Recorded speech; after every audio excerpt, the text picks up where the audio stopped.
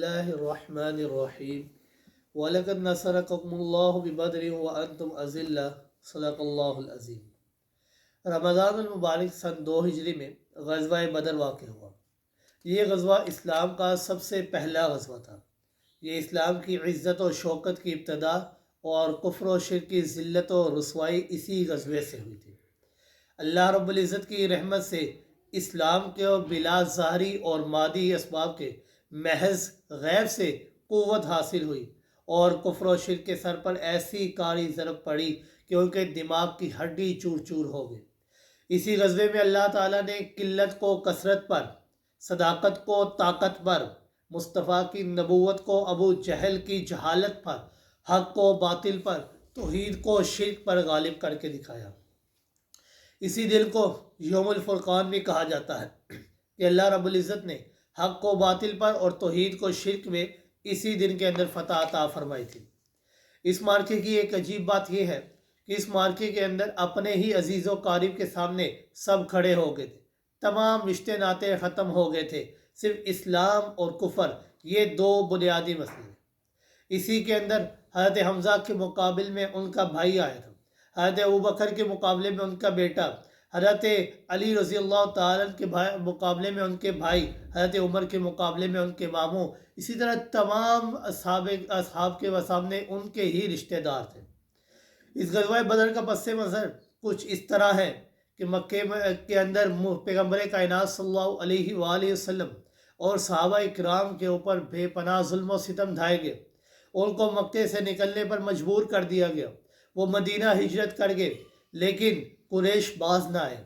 قریش نے باز نہ آئے اور عبداللہ بن ابی کو خط لکھا کہ آپ کے پاس ہمارے چند لوگ آ کر پناہ اختیار کر چکے ہیں، ان کو وہاں سے نکال دے یا ان کو قتل کر دے، اگر آپ نے ایسا نہ کیا تو ہم آپ کی اینٹ سے اینٹ بجا دیں گے۔ انہوں نے ان کی جو مکہ کے لوگ ان کی ٹولیاں جایا کرتی تھی مدینہ منورہ، ایک دفعہ انہوں نے ایک لشکر تیار کیا جس کے اندر ہر مرد و زن نے اپنا سامان تیار کیا تھا اور تجارت کے لیے ملک شام اس کو روانہ کیا، اور اس کی صدارت ابو سفیان کر رہے تھے۔ اس لشکر کے بارے میں جب آپ صلی اللہ علیہ وآلہ وسلم کو پتہ چلا تو آپ صلی اللہ علیہ وآلہ وسلم اس لشکر کے پیچھے گئے۔ جب واپس آ رہے تھے تو ابو سفیان بھی راستے میں باتیں کر رہا تھا، اس کو خبر لے رہا تھا کہ آیا کوئی ہم پر حملہ آور تو نہیں ہو رہا۔ آپ صلی اللہ علیہ وآلہ وسلم 12 رمضان کو 313 صحابہ کو ہمراہ لے کر اس لشکر کے پیچھے گئے، اس تجارتی قافلے کے پیچھے گئے، اور بنا ساز و سامان تھے، محض 2 گھوڑے اور 70 اونٹ تھے۔ عالم یہ تھا کہ ایک ایک اونٹ کے اوپر 3 آدمی سوار ہوا کرتے تھے۔ آپ صلی اللہ علیہ وآلہ وسلم، حضرت ابو لبابہ اور حضرت علی رضی اللہ تعالیٰ ایک اونٹ پر سوار تھے۔ جب آپ صلی اللہ علیہ وآلہ وسلم کے پیدل چلنے کی باری آتی تو حضرت علی رضی اللہ تعالیٰ فرماتے کہ اللہ کے رسول صلی اللہ علیہ وآلہ وسلم آپ سوار ہو جائے، ہم پیدل چلیں گے۔ آپ صلی اللہ علیہ وآلہ وسلم نے فرمایا کہ اے علی، کیا آپ مجھ سے زیادہ قوی ہیں؟ نہیں، ہم اپنی باری میں چلیں گے پیدل۔ ادھر ابو سفیان کو بھی اندیشہ ہو گیا تھا کہ مجھ پر حملہ ہونے لگا ہے، تو اس نے زمزم غفاری کو مکہ بھیج دیا کہ جائیں، جا کر وہاں پر کے لوگوں کو خبردار کر دے کہ تمہارا تجارتی قافلہ اس کو لوٹنے کے لیے لوگ آ رہے ہیں، اس کے اوپر حملہ آور ہونے لگے ہیں لوگ۔ تو ادھر جب مکہ میں خبر پہنچی تو ہر طرف آگ پھیل گئی، ہر طرف لوگ پریشان ہی پریشان تھے، کیونکہ اس قافلے کے اندر ہر مرد و زن نے حصہ ڈالا تھا۔ اچانک سے 1000 کے قریب کا لشکر تیار ہو گیا، تمام سردار اس کے اندر موجود تھے، صرف ابو لہب کسی وجہ کی وجہ سے نہیں جا سکا تھا۔ جب آپ صلی اللہ علیہ وآلہ وسلم کو قریش کی روانگی کی خبر ملی تو آپ صلی اللہ علیہ وآلہ وسلم نے صحابہ کرام کو اکٹھا کیا اور ان سے مشورہ کیا۔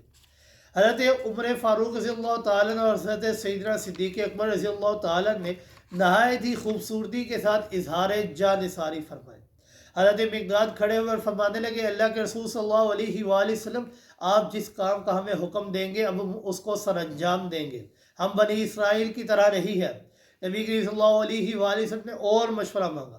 حضرت سعد رضی اللہ تعالیٰ کھڑے ہوئے اور فرمانے لگے، اللہ کے رسول صلی اللہ علیہ وسلم، آپ جس سے چاہیں گے تعلقات کو جوڑ لیں، جس سے چاہے تعلقات کو توڑ دیں، جس سے چاہے صلح کر لے، جس سے چاہے دشمنی کر لے، ہم ہر حال میں آپ کے ساتھ ہیں، آپ اگر ہمیں برق الغمام تک جانے کا حکم دیں گے ہم چلے جائیں گے، اگر آپ ہمیں دریا کے اندر جانے کا حکم دیں گے ہم ان کے اندر بھی کود جائیں گے۔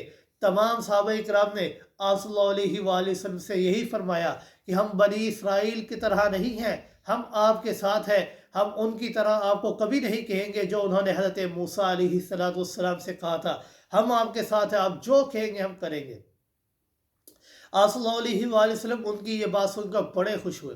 اللہ رب العزت نے ان کو بشارت دے دی کہ اللہ کے نام پر چلو، اللہ رب العزت تمہیں 2 لشکروں میں سے کسی ایک لشکر پر فتح عطا فرمائیں گے، ابو جہل کے لشکر پر یا ابو سفیان کے لشکر پر۔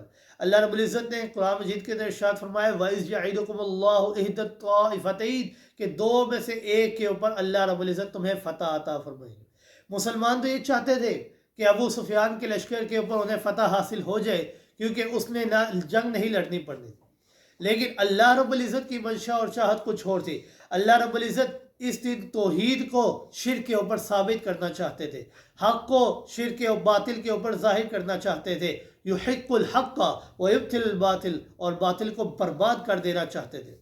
ادھر ابو سفیان کو جب خبر پہنچی کہ میرے پیچھے لوگ آ رہے ہیں، اس نے اپنے قافلے کا رخ تبدیل کر دیا اور ساحل سمندر سے ہو کر اپنے تجارتی قافلے کو بچاتے ہوئے یہاں سے نکل گیا۔ جب قافلہ بچ گیا، وہ حفاظت میں آ گیا، تو اس نے خط بھیج دیا کہ ہم جو آپ جس لیے نکل رہے تھے قافلے کی حفاظت کے لیے، وہ قافلہ بچ گیا، اب آپ لوگ نہ آئیں، واپس چلے جائیں۔ تمام لوگ واپس جانے کے لیے تیار تھے، لیکن ابو جہل وہ ضدی تھا، وہ کہتا ہے میں نہیں جاؤں گا، میں بدر کے مقام پر جاؤں گا اور 3 دن وہاں پر رہوں گا اور خوشیاں مناؤں گا، خوب کھانے پینے کروں گا اور خوب گانے بجانے کروں گا، مزے کروں گا، جب تک میں ایسا نہ کر لوں میں واپس نہیں جاؤں گا۔ اخنس بن قیس جو بنی زہرہ کا سردار تھا اپنے قافلے کو لے کر وہاں سے چل پڑتا ہے، واپس آ جاتا ہے۔ کافی لوگوں نے ان کو سمجھایا کہ واپس آ جائے، لیکن وہ ضدی تھے۔ ادھر رسول اللہ صلی اللہ علیہ وآلہ وسلم بھی اپنے صحابہ کے ہمراہ بدر کے مقام پر پہنچ جاتے ہیں، لیکن مشرکین قریش کے لوگ وہ پہلے ہی مناسب جگہوں پہ اوپر قبضہ کر لیتے ہیں اور پانی کے کنووں کے اوپر قبضہ کر لیتے ہیں۔ مسلمانوں کے پاس اب ریتلی زمین ہے اور پانی بھی نہیں تھا، لیکن اللہ رب العزت نے ان کے اوپر اپنی باران رحمت کا نزول کیا۔ اللہ رب العزت نے بارش برسائی، اس بارش کی وجہ سے مٹی جم گئی، ریت جم گئی اور مسلمانوں نے پینے کے لیے پانی کو اکٹھا کر لیا۔ یہ بارش مسلمانوں کے لیے رحمت تھی، لیکن مشرکین کے لیے زحمت بن گئی۔ اب ان کا چلنا بھی مشکل ہو گیا اور ہر طرف کیچڑ ہی کیچڑ ہو گیا تھا۔ جنگی تیاری کے رات کے وقت نبی کریم صلی اللہ علیہ وآلہ وسلم اپنے صحابہ اکرام کو ساتھ لے کر جاتے ہیں میدان میں اور فرماتے ہیں ھذا مصرع فلان غدا انشاءاللہ، کہ یہ کل فلاں کے قتل کی جگہ ہے، یہ فلاں کے قتل کی جگہ ہے۔ آپ صلی اللہ علیہ وآلہ وسلم نے پہلے ہی سب کے قتل گاہوں کے بارے میں بتا دیا تھا، تو کل جب میدان کارزاز گرم ہوا تو ایک ذرہ بھی جگہ سے کوئی تجاوز نہیں کیا گیا۔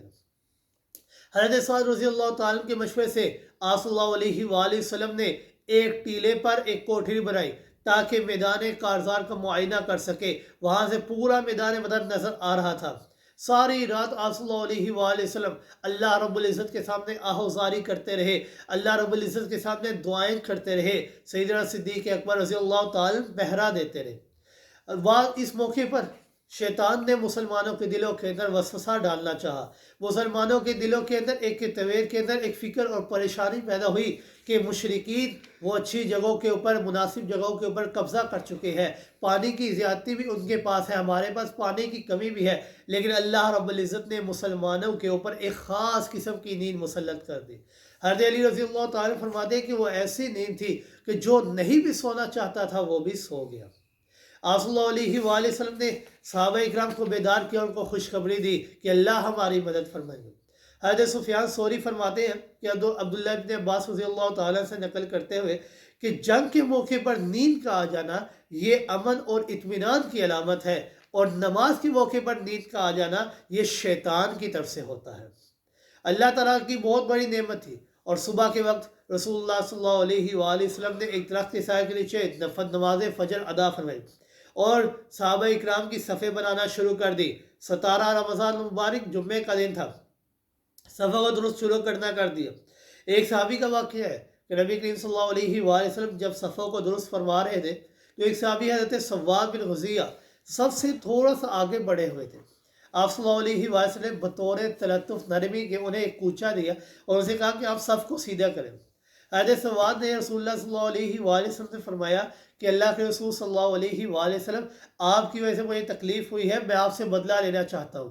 آپ صلی اللہ علیہ وآلہ وسلم نے اپنے پیٹ کو آگے کیا اور فرمایا بدلہ لے لو۔ حضرت سواد فوراً آگے بڑھے اور اس کے پیٹ کا بوسہ لینا شروع کر دیا اور فرمایا کہ شاید یہ میری آخری ملاقات ہو۔ جنگ کی ابتدا ہوتی ہے۔ جنگ کے شروع کے موقع پر کفار کی طرف سے 3 جنگجو عتبہ، شیبہ اور ولید آئے اور مسلمانوں کی طرف سے حضرت حمزہ، حضرت علی اور حضرت عبیدہ آتے ہیں۔